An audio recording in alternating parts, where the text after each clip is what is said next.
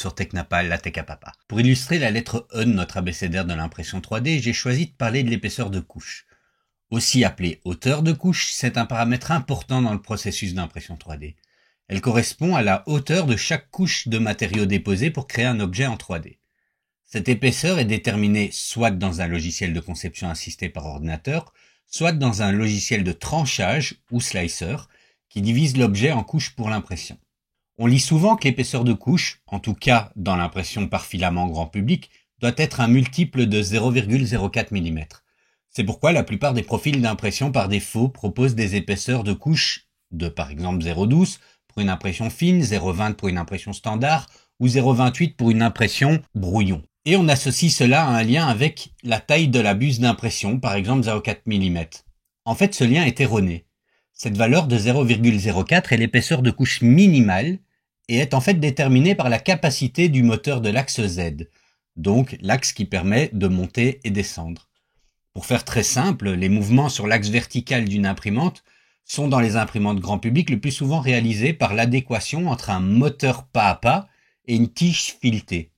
La plupart des moteurs pas à pas utilisés pour l'axe Z dans nos imprimantes ont un pas minimal de 1,8 degrés. Si on considère qu'une rotation complète du moteur équivaut à un angle de 360 degrés, il faudra donc 200 pas, soit 360 divisé par 1,8, pour la réaliser. De plus, les tiges filetées utilisées dans l'impression 3D grand public sont le plus souvent de 8 mm de diamètre. Comme je le disais plus haut, la hauteur du mouvement minimum sur l'axe Z étant l'adéquation entre le moteur pas à pas et la tige filetée, il suffit d'appliquer la formule diamètre de la tige filetée divisé par le nombre de pas pour une rotation complète du moteur, ce qui nous donne 8 divisé par 200, soit 0,04. C'est donc ça la hauteur minimale de couche qui correspond à la hauteur minimale d'un pas sur l'axe Z. Par contre, le diamètre de la buse a bien un impact sur la valeur de l'épaisseur de couche maximale en impression filament. Il est généralement admis qu'il convient de ne pas dépasser 80% de la valeur de la buse en tant qu'épaisseur de couche maximale. Pourquoi ? C'est en fait dû au profil arrondi d'un filament. Les couches superposées les unes aux autres sont légèrement écrasées, ce qui garantit l'adhérence des couches les unes par rapport aux autres.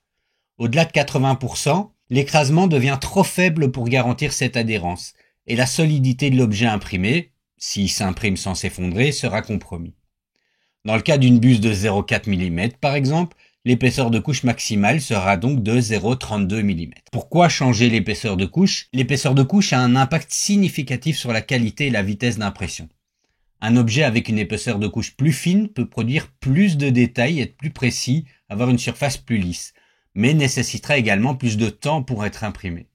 Un objet avec une épaisseur de couche plus épaisse sera imprimé plus rapidement, mais sera moins détaillé. En fonction du type de technologie d'impression, par dépôt de matière fondue, en gros les imprimantes filament ou résine, les plages de valeur peuvent fortement varier.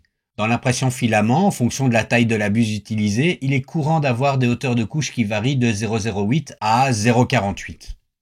Tandis que les imprimantes dites résine ont une plage allant généralement de 0,025 à 0,1, ce qui est donc extrêmement plus fin. Attention, et en particulier dans le cas de l'impression résine, si elle peut être considérée comme une des composantes, l'épaisseur de couche ne doit pas être confondue avec la résolution d'impression. En fait, l'épaisseur de couche peut être considérée comme la résolution verticale, selon l'axe Z.